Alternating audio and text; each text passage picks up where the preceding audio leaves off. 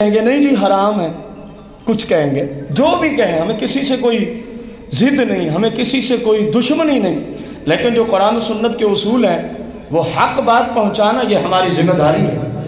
اگر میں بھول رہا ہوں آپ کو بھی اجازت ہے، جہاں تک بازریہ انٹرنیٹ ہماری یہ قرآن و سنت کی حقانیت کی آواز جائے گی، کہیں کسی بھائی کو نظر آئے کہ یہ شخص بھول رہا ہے، جہاں یہ بیان جاتا ہے وہیں ساتھ میرا نمبر بھی پہنچا ہوتا ہے، تو اس کو چاہیے اسی وقت مجھے کال کرے، قرآن و سنت سے مجھے قائل کر لے، میں اگر اپنے اس غلطی سے رجوع نہ کروں تو پھر کہنا، لیکن گالیاں نکالنے سے تو کام نہیں چلے گا نا۔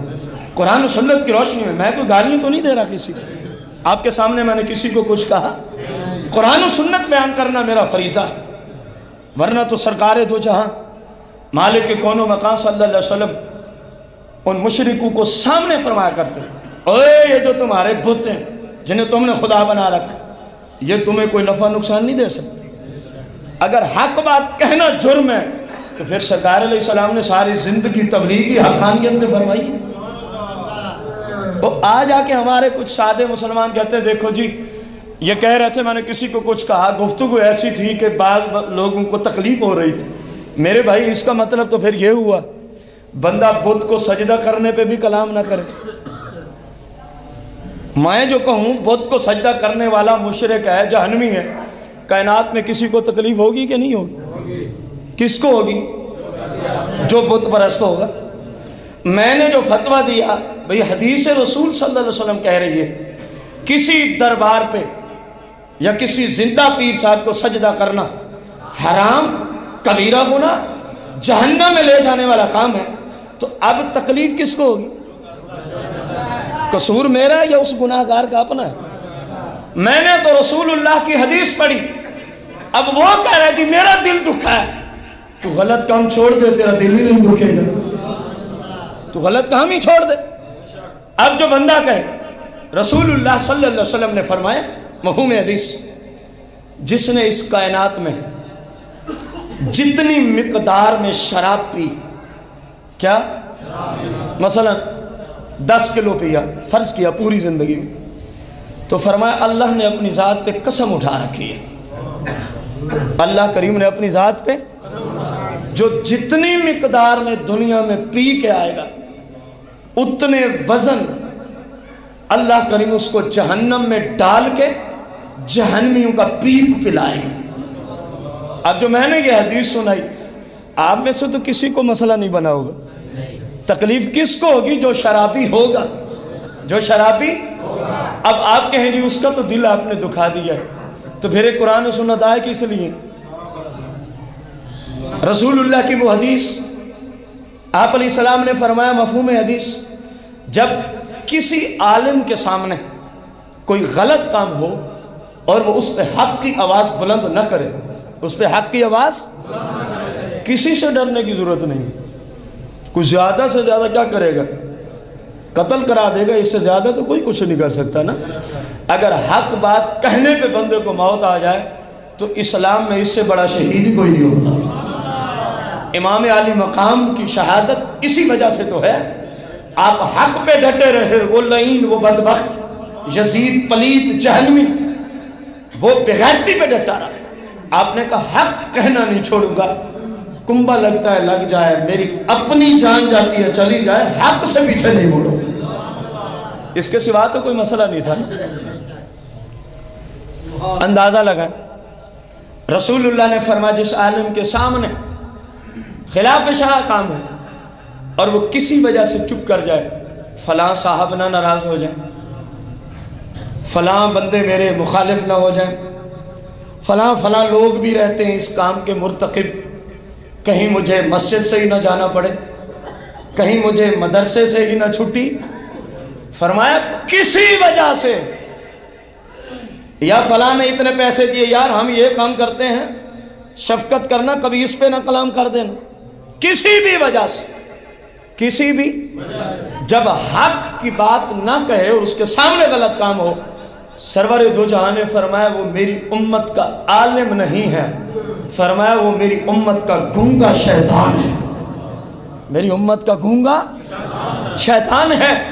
میرے بھائی अगर कोई कहे जी फलां को तकलीफ हुई, मेरे भाई फिर रसूलुल्लाह की पूरी तबलीग, दीन का पूरा निसाब आप सामने उठा के देखें, किसी निसाब को लें, कुरान की किसी हुक्म को लें, कायनात में कोई ना कोई जरूर होगा जिसको उससे क्या पहुंचेगी।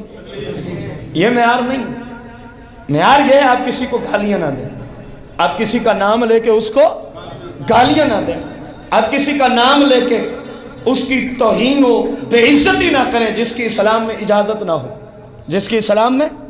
मैंने तो इतनी बात कही, उसूल याद है ना, दुआ के लिए अल्लाह ने जब कोई वक्त मुकर्रर नहीं किया, और उधर कुरान और सुन्नत का उसूल है।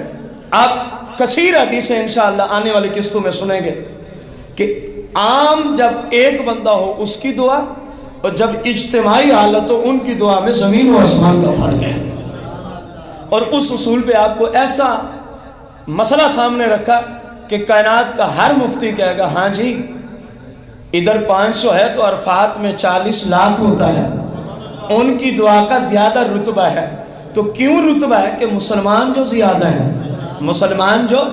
तो मैंने भी तो यही कहा है ना, अगर मैं अभी दुआ मांगूं मुझ पे कोई फतवा नहीं, मैं घंटे बाद दुआ मांगूं मुझ पे कोई फतवा नहीं, हालांकि बंदा अकेला हूं, मैं रात के 12 बजे मांगूं मुझ पे कोई फतवा नहीं, मैं दिन 12 बजे मांगूं मुझ पे कोई, अकेला जब मांगूं कोई फतवा नहीं।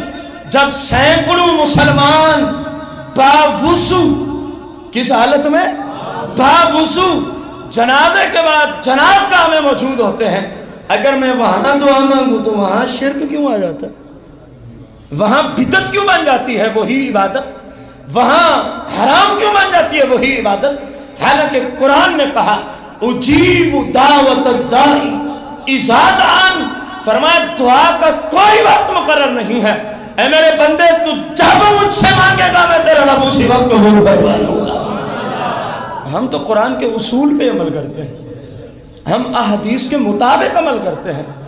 हाँ तुम साबित कर दो कि ये दुआ मांगने से कुरान मजीद फुरकान हमीद के फलां पारे की, फलां सूरत की, फलां आयत में अल्लाह करीम ने रोक दिया, हम छोड़ देंगे। तुम साबित करो रसूलुल्लाह ने फलां हदीस में फरमाया, हम सियासिता की भी शर्त नहीं लगाते, क्योंकि सरकार की हदीसें सिर्फ सियासिता में तो बंद नहीं, पूरी ज़ख़ीरा अहदीस कायनात में सैकड़ों हजारों कुतुब हदीस की हैं। किसी किताब की हदीस ले आओ, शर्त यह है अपने सनद के एतबार से ठीक हो, अपनी सनद के एतबार से कि आका करीम ने फरमाया कि फलां वक्त में दुआ ना मांगो, यकीन जाने हमने जो गलती की होगी उससे तौबा भी करेंगे और उसके बाद कभी उस वक्त में दुआ। अल्हम्दुलिल्लाह हम रसूलुल्लाह की बात मानने वाले हैं, हमारी तो जान जा सकती है आपके फरमान पर, हम क्यों जानबूझ के आपके बात के खिलाफ करें, आपके हुक्म के खिलाफ करें। लेकिन खाम खामे फतवे ना लगाओ, कम से कम कोई दलील भी तो सामने हो ना, कम से कम कोई दलील भी तो सामने हो। जब दलील सामने होगी तो फिर हम ज़रूर रुजू कर लेंगे, फिर हम ज़रूर रुजू कर लेंगे। रसूल कायनात फ़ख्र मौजूदात मालिक कौनो मकाम सल्लल्लाहु अलैहि वसल्लम की वो पहली हदीस मैंने आपके सामने पढ़ी, अद्दुआ मुख्खुल इबादत। फरमा अल्लाह करीम की बारगाह में दुआ जो है ये इबादत का मगज़ है, दुआ इबादत का क्या है, मगज़ है। रब से दुआ मांगा करो, जब टाइम मिल जाए मांग लो, जब भी फुर्सत हो मांग लो, और जो भी ज़रूरत हो अल्लाह से मांग लो। ये भी मत देखो कि ये तो छोटी सी परेशानी है, वो अहकमुल हाकिमीन है। सरकार ने फरमाया तुझे कायनात की छोटी से छोटी चीज़ भी ज़रूरत है ना, फरमाया अपने रब से मांग ले, अपने रब से मांग ले। और सरवर दो जहां मालिक कौनो मकाम सल्लल्लाहु अलैहि वसल्लम की इस हदीस पे अगर आप गौर करें कि दुआ मांगो जब भी मांगो, देखो ना ये कितनी बड़ी आजिज़ी है। एक बंदा जिसने अपने रब को कभी देखा, कितनी बड़ी तौहीद की अलामत है यही खुद दुआ। जिसने अपने रब को कभी, बस सरकार ने फरमा दिया, उसने कहा ठीक है अल्लाह एक है, اس نے کہا ٹھیک ہے اللہ۔ وہ یوں ہاتھ اٹھا کے بیٹھا ہے۔ اندازہ لگانا کہ دعا میں شرک کیسے آئے، دعا حرام کیسے ہو، دعا بدعت کیسے ہو۔ میرے بھائی یہ کتنا توحید کی علامت و نشانی ہے۔ بندہ یوں ہاتھ پھیلا کے بیٹھا ہے، یا اللہ میرے گناہ تیرے سوا کوئی نہیں معاف کر سکتا، یا اللہ میری مشکل تیرے سوا کوئی حل، یا اللہ میرا فلاں کام تیرے سوا کوئی کر۔ آپ اندازہ لگائیں یہ توحید ہے یا شرک ہے؟ اور کتنی عاجزی ہے۔ آپ کے پاس کوئی بندہ ہے نا، آپ کو میں یوں مثال دوں، اللہ ہر مثال سے پاک ہے، اللہ کی ذات ہر مثال سے، اور آپ کے سامنے یوں ہاتھ جوڑے اور یوں بھیک مانگے، بندہ کوئی آئے، یہ جو روزانہ مانگنے آتے ہیں ان کی تو کوئی پرواہ ہی نہیں ہے نا، کیونکہ یہ مجرم ہے۔ یہ جو ہٹے گھٹے آپ سے بھیک مانگنے آتے ہیں، قرآن مجید فرقان حمید نے اصول دیا ہے وَلَا تَعَامَنُوا عَلَى الْإِثْمِ وَالْعُدْوَانِ، کیونکہ ہٹے گھٹے کے لیے بھیک مانگنا اسلام نے حرام قرار دیا۔ اسلام نے کیا قرار دیا؟ اور قرآن نے کہا اتنے تک حرام ہے، سرور دو جہاں مالک کون و مقام اسلام نے فرمایا جو صحت مند ہو، تندرست ہو، معذور نہ ہو اور پھر بھیک مانگے، قیامت کے دن جب آئے گا اس کے پورے جسم سے سارا گوشت جھڑ جائے گا، صرف ہڈیاں ہی ہڈیاں ہوں گی۔ یہ اس کے بھیک مانگنے کے گناہ کی اس کو سزا ہوگی اٹھتے ہی۔ جرم ہے کہ نہیں ہے؟ اب قرآن نے کہا وَلَا تَعَامَنُوا عَلَى الْإِثْمِ وَالْعُدْوَانِ۔ اگر کسی کو یوں سمجھ نہ آئے تو ایک سادہ سی مثال دے دوں۔ ایک بندہ شراب پینا چاہتا ہے، کیا پینا چاہتا ہے؟ شراب، اور جس جگہ بیٹھا ہے شراب کی بوتل اس سے کچھ دور ہے، وہ آپ میں سے کسی کو کہے چلو مجھے ہی کہہ دے، کچھ نہیں ہوتا، مثال دے جی آپ مجھے اٹھا کے دے دے میں نے شراب پینی ہے، تو آپ کو کیا سمجھ آئے گی؟ جو اٹھا کے دے گا وہ بھی گناہ گار ہے کہ نہیں؟ حالانکہ اس نے پی نہیں ہے، حالانکہ اس نے ایک فیکٹری میں شراب بنتی ہے، ایک دکان یا ہوٹل پہ جا کے فروخت ہوتی ہے، اب گاڑی والا، رکشے والا، موٹر سائیکل والا، سائیکل والا اس جگہ سے شراب کو اٹھا کے وہاں تک پہنچاتا ہے، آپ کا کیا خیال ہے اس کی روزی حلال ہے؟ رسول اللہ کی حدیث اس کی روزی حرام ہے، اور یہ ان شرابیوں کے برابر کا گناہ گار ہے۔ جو پینے والے کو جرم ہے وہی اٹھا کے پہنچانے والے کو، اور یہ جو روزی کما کے آیا کتے اور خنزیر کی طرح یہ روزی اس کے حق میں حرام ہو جاتی ہے۔ اس کے حق میں کیا ہو جاتی ہے؟ حرام ہو جاتی ہے۔ کھربوں ڈالر ہوں حرام کے، اللہ کی قسم ہے بندہ بہتر ہے حلال کی دنیا میں بھوک سے مر جائے، کھربوں ڈالروں کی مسلمان کو کوئی ضرورت نہیں ہے۔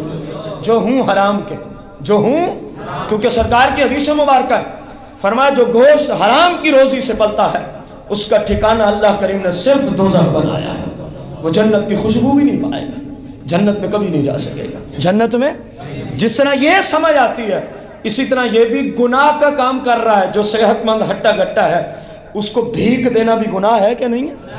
کیونکہ گناہ میں ہم اس کی ہیلپ کر رہے ہیں، اس کی مدد کر رہے ہیں۔ اسلام نے ہمیں اس سے روکا ہے، قرآن نے ہمیں اس سے روک دیا ہے۔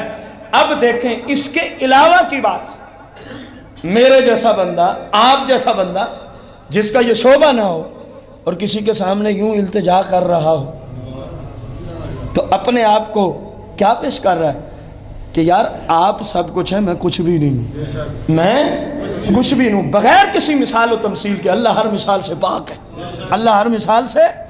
جب بندہ بت سے نہیں مانگتا، ستاروں سے نہیں مانگتا، سورج اور چاند سے نہیں مانگتا، بادل اور آسمان سے نہیں مانگتا، یہی کہتا ہے یا اللہ تو ہی مجھے عطا فرما دے، تو وہ توحید کا اور اپنے عاجز ہونے کا اقرار کر رہا ہے دعا میں کہ نہیں کر رہا؟ اور دعا تو شرک کو بنیادوں سے ذبح کرتی ہے، دعا شرک نہیں، دعا مانگنے والا شرک سے نکل جاتا ہے، وہ اللہ سے مانگ کے بتا رہا ہوتا ہے اے لوگوں میرا رب صرف اللہ ہے۔ دیکھو جن کا صرف اللہ نہیں وہ بتوں سے بھی مانگتے ہیں، وہ بتوں سے بھی، جن کا صرف اللہ نہیں ہوتا وہ چاند ستاروں سے بھی بھیک مانگتے ہیں، جن کا صرف اللہ نہیں ہوتا وہ آگ سے بھی بھیک مانگتے ہیں، وہ پتھر اور گائے سے بھیک مانگتے ہیں۔ مسلم کا اللہ سے مانگنا اس بات کی نشانی اور دلیل ہے کہ اس کے دل میں اگر کوئی معبود ہے تو اللہ وحدہ لا شریک ہے. اللہ وحدہ لیس شیء اکرم علی اللہ من الدعاء او کما قال علیہ الصلوۃ والتسلیم. سرور دو جہاں نے ارشاد فرمایا اے لوگو، آج کے درس کی آخری حدیث، اے لوگو اللہ کو دعا سے زیادہ تمہاری طرف سے کوئی چیز ہی پسند نہیں ہے. جب تم دعا مانگتے ہو تمہاری یہ حالت اللہ کو بڑی ہی پسند ہے. اللہ فرماتا ہے میرا بندہ مجھ سے مانگ رہا ہے، میرا بندہ مجھ سے مانگ رہا ہے. میرے بھائی دعا کے لیے اسلام نے کوئی وقت مقرر، جب چاہیں آپ دعا مانگ سکتے ہیں. اجیب دعوت الداعی اذا دعان، فرمایا میرے بندے جب بھی تم مجھ سے مانگنا چاہے دعا مانگ لیا کر. اجیب، میں تیری دعا کو شرف قبولیت کا درجہ عطا فرماؤں. دعا کے مسائل از قرآن و سنت قسط نمبر 1 اختتام کو پہنچی بشرط صحت و زندگی. اگلے جمعہ کو دعا کے مسائل قرآن و سنت کی روشنی میں قسط نمبر 2 عرض کریں گے. اس قسط کے اندر یہ آئے گا کہ کن کن مقامات میں اور کس کس شخص کی دعا اللہ کے ہاں جلدی مقبول ہوتی ہے، احادیث کی روشنی میں، احادیث کی، قرآن اور احادیث کی روشنی میں. اللہ کریم ہمیں قرآن و سنت کو سیکھ کر عمل کی توفیق عظیم عطا فرمائے.